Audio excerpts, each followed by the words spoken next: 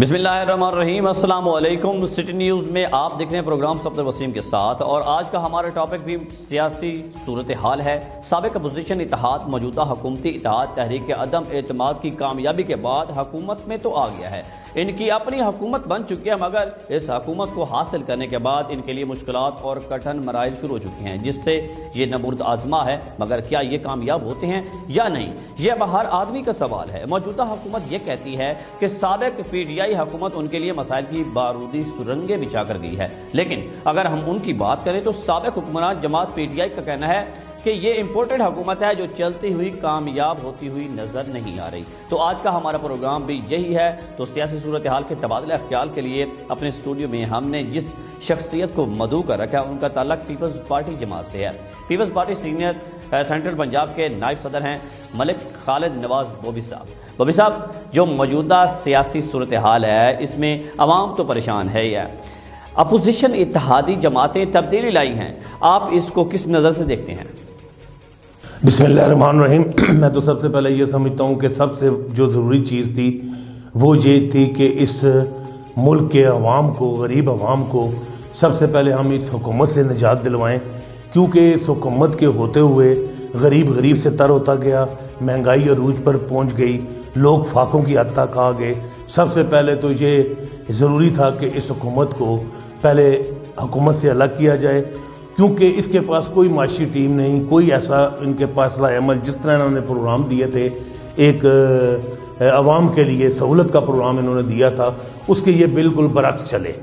तो उसमें अवाम, Pakistan peoples party या दीगर जमातों ने यह देखा कि अभी इनको एक वक्त दिया जाए, लेकिन 3.5 साल का अरसा गुजरने के बावजूद वो महंगाई को और भी जो हमारे मुल्क की रोज़मर्रा आप देख लें कि यहाँ पर मटीरियल, सीमेंट्स को देख लें, सरिया को देख लें, कोई और चीज़ देख लें जो मुल्क के अंदर चल रही है। पेट्रोल अगर महंगा होता है तो पाकिस्तान में हर चीज़ महंगी होती है। तो ये निजात दिलाना सबसे पहला मकसद था। और दूसरा जो आपने कहा है कि किस नज़र से हम देखते हैं, और इंशाअल्लाह ताला मैं ये समझता हूँ कि जैसे आसिफ अली जरदारी साहब जो हमारे को चेयरमैन भी हैं और हमारे प्रेसिडेंट भी मुल्क पाकिस्तान के रह चुके हैं, उनकी दानिशमंदी से इंशाअल्लाह ताला हम इस मुल्क में जो बुहरान है इससे हम निकलेंगे। और आप ये देख लें कि किसी पार्टी के लिए बहुत मुश्किल काम होता है कि अपने आप को पीछे रख कर दूसरी पार्टी को आगे लाना, लेकिन पीपल्स पार्टी जो है ये एक नज़रिए का नाम है। पीपल्स पार्टी को इक़्तिदार की लालच कभी नहीं रही, ना पीपल्स पार्टी की लीडरशिप को ली है। तो हमने सिर्फ इस मुल्क को बुहरान से निकालने के लिए ये पार्टी ने जो फैसले किए हैं, और इंशाअल्लाह ताला हम इस जो गवर्नमेंट, जो कोलिशन गवर्नमेंट बनी है, पीपल्स पार्टी इनके साथ मिलकर इस मुल्क को बुहरान से निकाले। खालिद नवाज साहब, साबिका हुक्मरान जमात PTI जो कि अब अपोजिशन में है, जिसका इल्ज़ाम है कि ये हुकूमत बैरूनी साजिश के तहत लाई गई है, तो क्या आप इस बारे में क्या कहते हैं? क्या ये कोई साजिश हुई है? मैं तो ये समझता हूँ कि जब तहरीक इंसाफ की गवर्नमेंट आई है तो उन्होंने साजिश की है कि आवाम को एक सुहाने सपने दिखाकर, कितनी नौकरियों का, कितने मकानों का झांसा देकर ये लोग इक़्तिदार में आए हैं। तो आज ये लोग किस मुंह से कह रहे हैं कि ये साजिश के तहत आई है? ये साजिश आप बैठे हुए यहाँ पर आम रेडी वाले से आप जाकर पूछ लें कि साजिश हुई है, आम मोची से पूछ लें कि ये साजिश हुई है, आम जो मजदूरी दिहाड़ लगाने वाला मजदूर है उससे पूछ ले कि ये साजिश हुई है। इतना बड़ा महंगाई का तूफ़ान जो आज तक यहाँ पर नहीं आया, तो ये बिल्कुल जो है आवाम की उमंगों के मुताबिक जो है ना ये गवर्नमेंट गई है।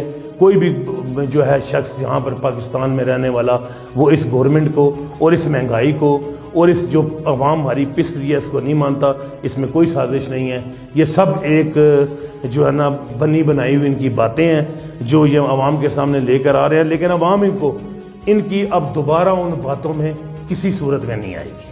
बोबी साहब, मौजूदा हुकूमत को हालिया बहुत सारे चैलेंजेस का सामना है, कई बहरान हैं, तो इन तमाम तर चैलेंजेस से निपटने के लिए क्या कोई लाया अमल जो है वो इन इत्तेहाद हुक्मरान जमात की जानब से भी तैयार किया गया है? देखिए जी मेरे भाई, ये तो आपकी 100% बात है कि पाकिस्तान को तहरीक इंसाफ ने एक बहुत बड़े बुरान में फंसा दिया है, जो आज से पहले इस मुल्क की तारीख में कभी भी यहाँ पर ऐसा बुरान नहीं आया था जो इस मुल्क में तहरीक इंसाफ की गवर्नमेंट ने अवाम को दी हैं।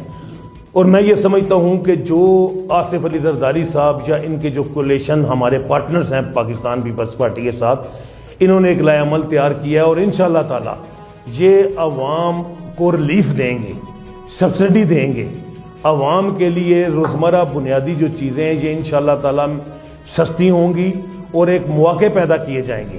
اس ملک میں زراعت کو بڑھایا جائے گا، اس ملک میں اپنی پیداوار کو ہم بڑھائیں گے، جتنی اس کی پیداوار زیادہ ہوگی آگے جا کر عالمی منڈیوں میں ہماری مانگ ہوگی، اور انشاءاللہ تعالی ہمیں یہ امید ہے کہ ہم اس ملک کو بحران میں تحریک انصاف یا اس کی جو حکومت ہے، جن کو حکومت کا پتہ ہی نہیں تھا کہ حکومت کیسے کی جاتی ہے، معاشی طاقتور کیسے بنایا جاتا ہے ملک کو، وہ انہوں نے بالکل تباہ کر دیا ہے۔ اور پیپلز پارٹی اور کولیشن گورنمنٹ اس حیثیت رکھتی ہیں کہ انشاءاللہ تعالی پاکستان کو اس ملک سے باہر نکالیں۔ بوبی صاحب، موجودہ جو صورتحال بنی ہوئی ہے، اشیاء خور و نوش کی قیمتوں میں دن بدن اضافہ ہو رہا ہے، پیٹرولیم مصنوعات کی قیمتوں میں اضافہ ہو رہا ہے، IMF کی بھی سخت شرائط ہیں، تو کیا یہ سب حکومت قبول کرے گی؟ کیا ان کی شرائط پر پورا اتریں گے؟ میرے بھائی بات یہ ہے کہ پہلے بھی پاکستان پیپلز پارٹی کی گورنمنٹ رہی ہے، مسلم لیگ کی گورنمنٹ رہی ہے اس ملک کے اندر، لیکن میں سمجھتا ہوں کہ ایسا بحران مہنگائی کا کبھی بھی نہیں آیا، کیونکہ تحریک انصاف کے پاس تجربہ کار ٹیم نہیں تھی کہ وہ اس ٹیم سے فائدہ حاصل کر کے اس ملک کو معاشی بحران سے نکالتے۔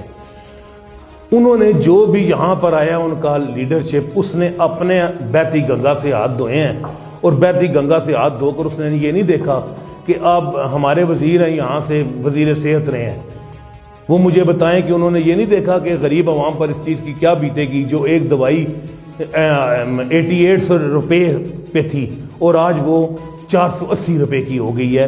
اس نے نہیں دیکھا کہ یہ عوام پر کیا بجلی بن کر یہ چیز گزرے گی، اس نے صرف اپنے ہاتھی بہتی گنگا سے دھوئے اور نکل گیا۔ یہ احتساب ہوگا انشاءاللہ تعالی۔ میں یہ سمجھتا ہوں کہ یہ ہمارے پاس پاکستان پیپلز پارٹی کے پاس، مسلم لیگ کے پاس جو کولیشن گورنمنٹ بنی ہے، اور آصف زرداری صاحب کے پاس ایک واضح پلان ہوگا۔ میں نہیں یہ سمجھتا کہ کبھی آصف زرداری صاحب ایسا قدم اٹھائیں گے کہ جس سے خدا نہ خواستہ وہ وقت، مجھے یاد ہے کہ جب محترمہ بے نظیر بھٹو شہید ہوئی تھیں تو یہ ایک آصف علی زرداری بائی شخص تھا جس نے پاکستان کھپے کا نعرہ لگا کر پاکستان کو دوبارہ ایک ہستی پہ صفحے پہ لا کر کھڑا کیا۔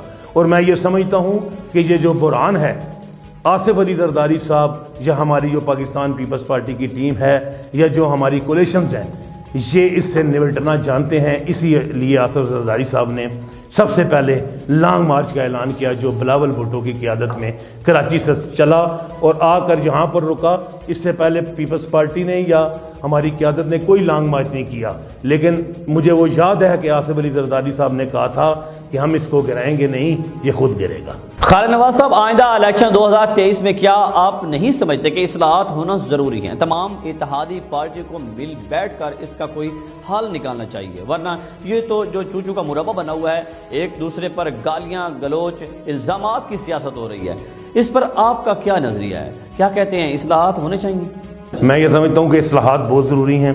انہوں نے جس طریقے سے ملک کو طرف لے کر جا رہے تھے، یہ بالکل انہوں نے ایک پاکستان کے عوام کو بالکل انہوں نے دیوار کے ساتھ لگا دیا تھا۔ بالکل ان کے پاس کوئی آپشن نہیں تھا کہ ہم کیا کرنے جا رہے ہیں۔ ان کو صرف ایک یہ پڑی تھی کہ ہم اس ملک میں لوگوں کو جو ہے نا وہ جھوٹیاں تسلیاں دے کر اور سہانے خواب دکھا کر عوام سے کے لیے میں ایک دفعہ اقتدار میں آ جائیں، اور اقتدار میں آ جائیں۔ ان کا کوئی پلان نہیں تھا کہ ملک کو بحران سے کیسے نکالنا ہے، بلکہ انہوں نے تو ملک کو بحران میں پھنسا دیا۔ اصلاحات بہت ضروری ہیں اس ملک کے اندر۔ الیکشن جس وقت تک میں یہ سمجھتا ہوں کہ اصلاحات نہ ہوں، ہمارے پاس ٹائم ہے، ہم اصلاحات کر کے اس ملک کو، پاکستان کو معاشی طور پر دوبارہ مضبوط بنا کے انشاءاللہ تعالی جو ہمارے پاس ٹائم ہے، اس میں اصلاحات بھی ہونی ضروری ہیں، اور انشاءاللہ تعالی یہ ملک بحران سے بھی نکلے۔ بوبی صاحب، سوشل میڈیا پر فیس بک، ٹویٹر وغیرہ پر جس طرح حکومت خلاف نعرے بازی کی جا رہی ہے، امپورٹڈ حکومت، نامنظور کے نعرے، اس کے علاوہ بھی بہت ساری افواہیں پھیلائی جا رہی ہیں کہ فلاں ادارہ ان کے ساتھ ملا ہوا ہے اور یہ سب سازش کے تحت ہوا ہے، تو یہ حکومت کی ذمہ داری بنتی ہے کہ اس کو کنٹرول کرے۔ تو کیا اس بارے میں کوئی لائحہ عمل جو ہے وہ تیار کیا گیا ہے اس حکومت کی جانب سے کہ ان سوشل نیٹ ورک پر اس افواہوں جو پھیلائی جا رہی ہیں ان کے خلاف کوئی کارروائی کی جائے؟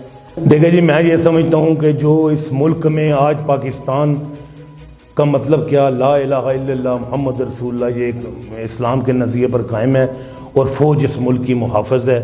فوج پاکستان کی جو ہے وہ ایک طاقت ہے۔